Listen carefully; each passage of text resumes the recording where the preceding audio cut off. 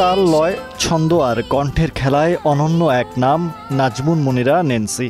Playback দিয়ে যাত্রা শুরু হলেও আধুনিক গানে রেখেছেন অনন্য এক স্বাক্ষর।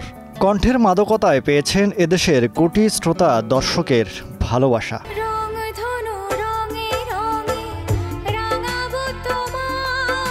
ক্যারিয়ারের উড়ন্ত সময়ে পেয়েছেন জাতীয় চলচ্চিত্র পুরস্কার সহ অসংখ্য সম্মাননা। তবুও তিনি বঞ্চিত করেছেন এদেশের বাংলা গানের শ্রোতাদের।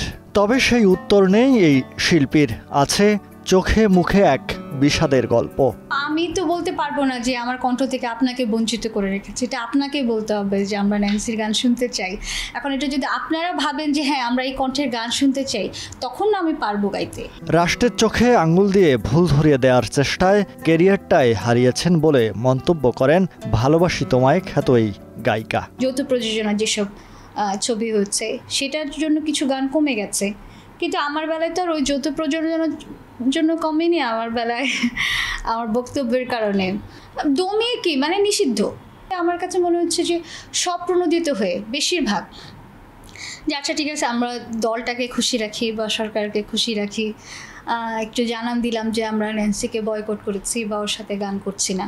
এটা পরবর্তীতে যে রাজনৈতিক দলই আসুক আমি এটা প্রত্যাশা করব যে এরকমটা কারোর সাথে হবে না। ব্যক্তিগত আর রাজনৈতিক কারণে নিজের জীবনে একটি যুগ গান থেকেই হারিয়েছেন তিনি।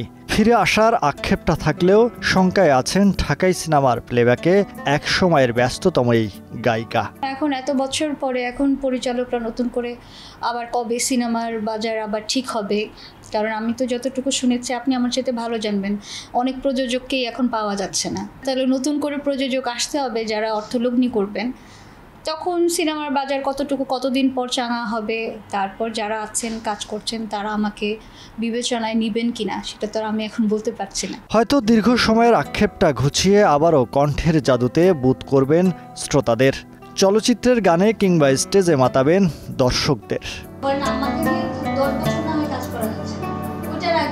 মহিব আল হাসান, সময় সংবাদ।